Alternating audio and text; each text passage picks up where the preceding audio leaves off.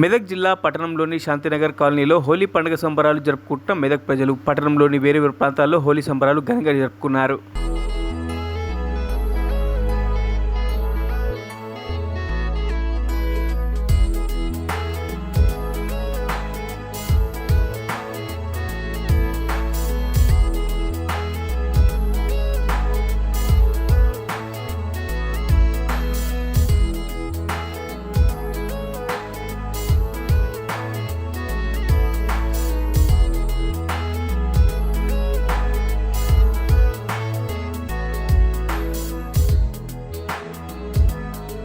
మరిన్ని అప్డేట్స్ కోసం మా ఛానల్ని సబ్స్క్రైబ్ చేయండి.